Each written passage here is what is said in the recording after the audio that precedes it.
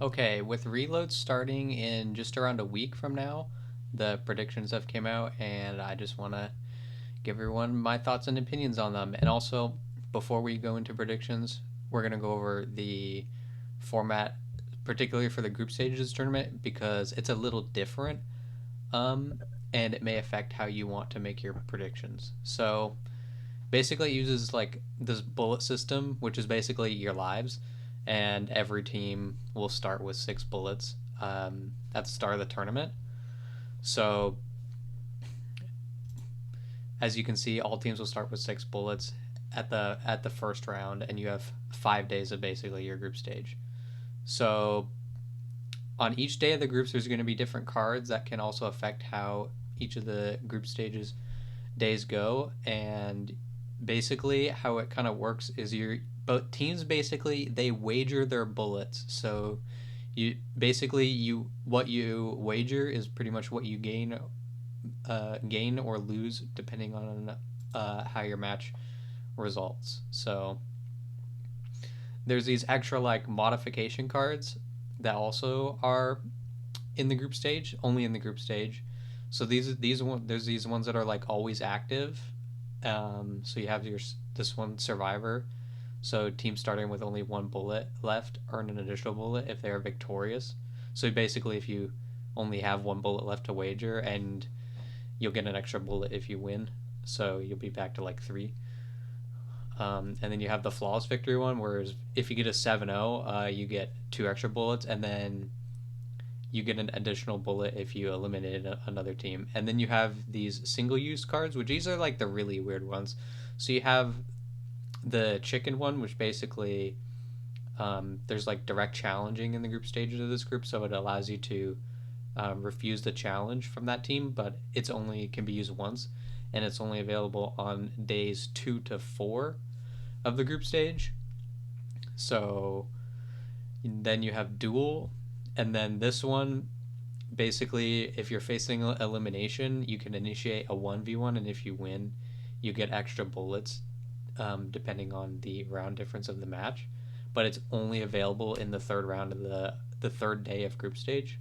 So, and then you have the extended mag, which allows teams to increase their reload by 6 bullets. It's only available in the last 3 days of group stages.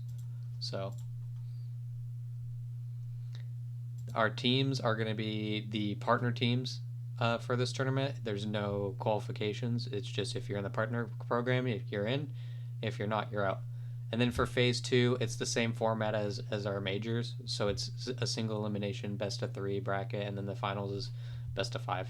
But we'll get to that when we get there. So when we go to our predictions website on Ubisoft's official website, just make sure you go to the predictions part. You're basically picking the 8 teams that will go to the uh, playoffs or the main stage part of the event. So out of the basically out of the 20 teams that are going, I think it's 20 teams. You just pick which ones are going to make the top 8. So just looking at the teams we have going here, this is definitely like there are teams here that are going to be at this tournament that I can pretty confidently say that probably we won't see at any other competition this year. And maybe I could be wrong, but I highly doubt that with all the other orgs that didn't make this partner program. So just looking at the teams we have, I think it's the safest way to do this is even though it's best of ones, and best of ones are very unpredictable, especially with the rule sets they have with those cards. I think it's pretty safe to say that comfortably picking teams that we already know are consistently good is probably going to be our best option to secure as many points as we can. So just looking at these teams, like we have CAG, like CAG is definitely a team that could upset, but I don't really expect them to be making a top 8 out of 20 teams. Cloud9 is just kind of an unknown factor. These are all like pretty much very unproven players. Um, so they're looking to make a name for themselves, but they are definitely not in anybody's cards for like a contending team for this tournament. We have DZ who are coming in with 2 roster changes, but I think this team will always be a solid team. So this is definitely DZ as a potential top eight.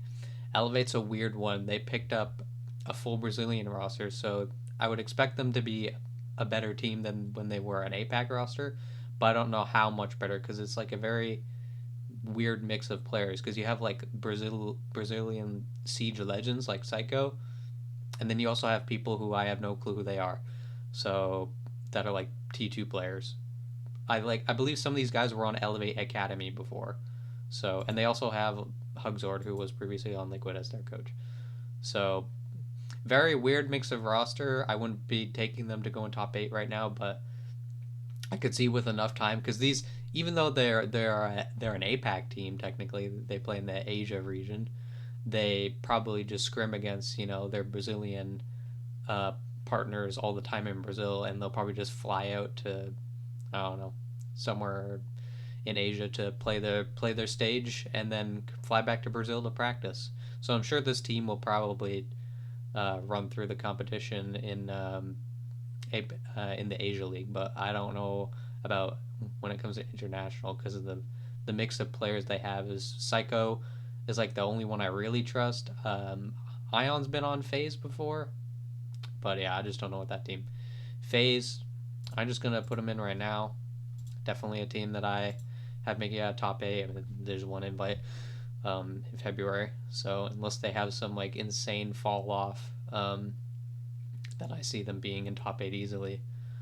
Fear again, they did I think actually make some good changes this season. I think picking up Woogie Man and Coded from the the remains of the ex Korean D plus roster, and I think from what I've heard that Woogie Man is like touted as like the best IGL from Korea, which there is a very slim pickings of. So it's good they got him, and I think this will actually they'll be even better now because now Nova finally isn't playing, and even though the Shield meta definitely helped Nova, the team's just the firepower was just not there.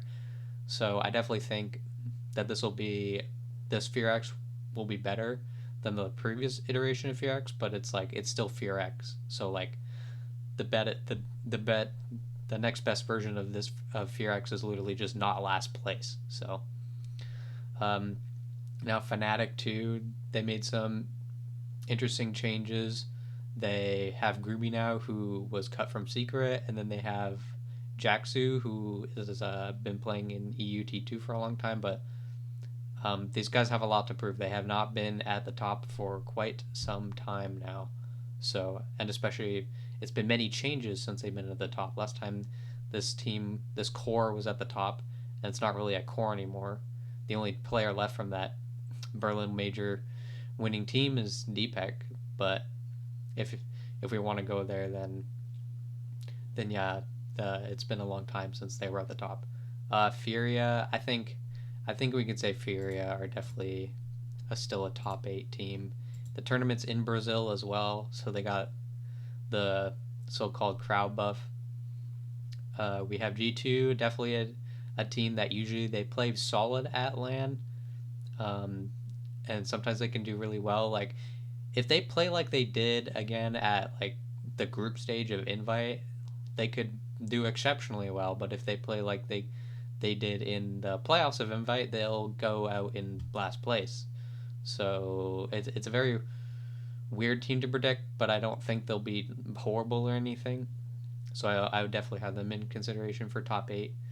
And we have Loud, who this is the Raza Company Academy roster that made was it top 6 at Invite.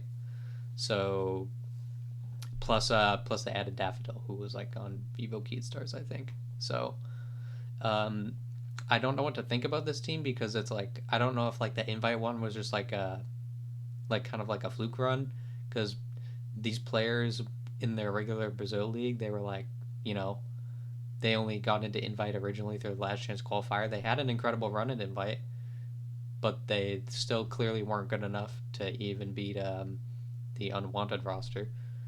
It's another Orgless team at the time. So I don't know. I definitely think they could be a top 8 team here, though. I definitely don't want to underrate them, but I also don't want to overrate them either. So I would have them in my considerations.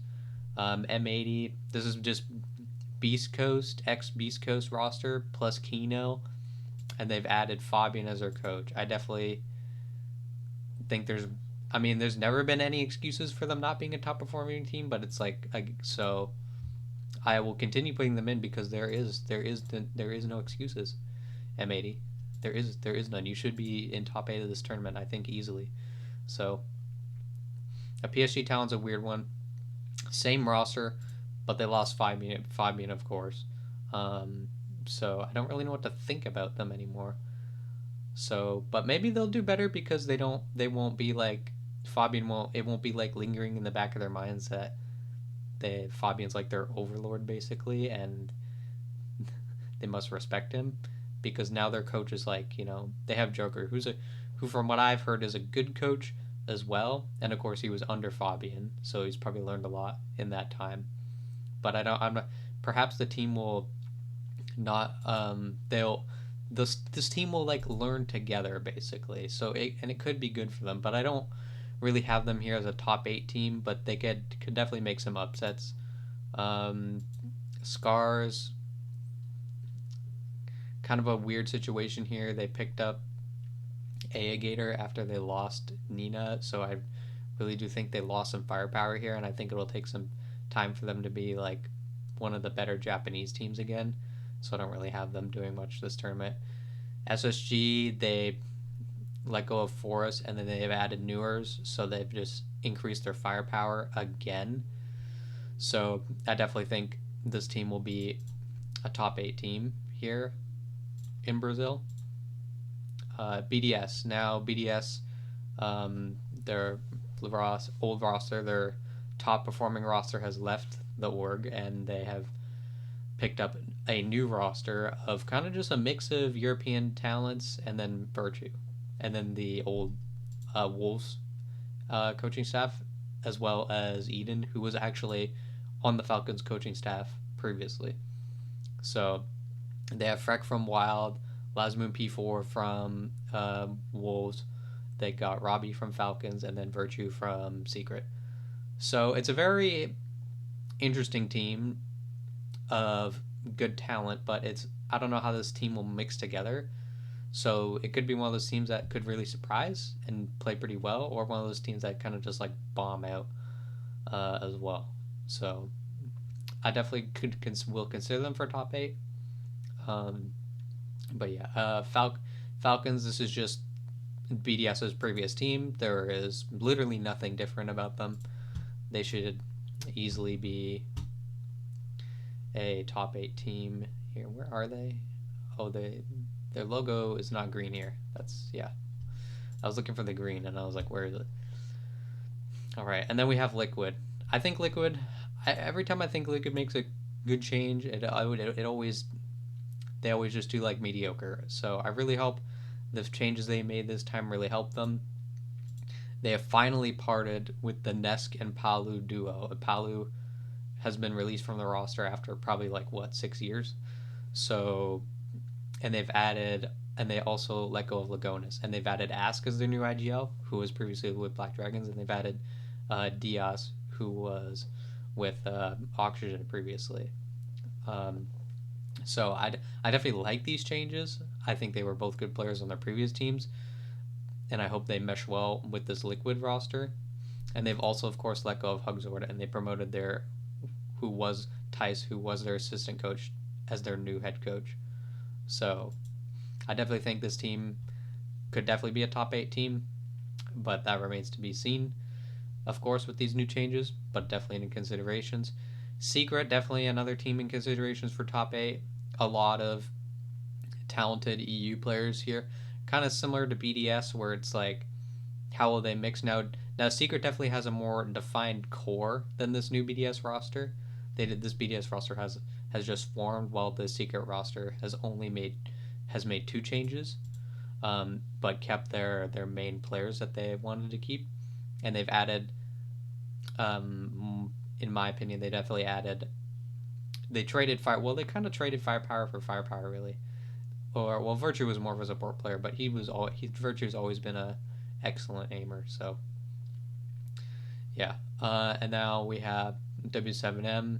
They have added Palu in place of Dash. Um, this is just, again, it's just more firepower to the team. Besides that, it's the same, and I definitely think they'll improve on their disappointing result from Invite.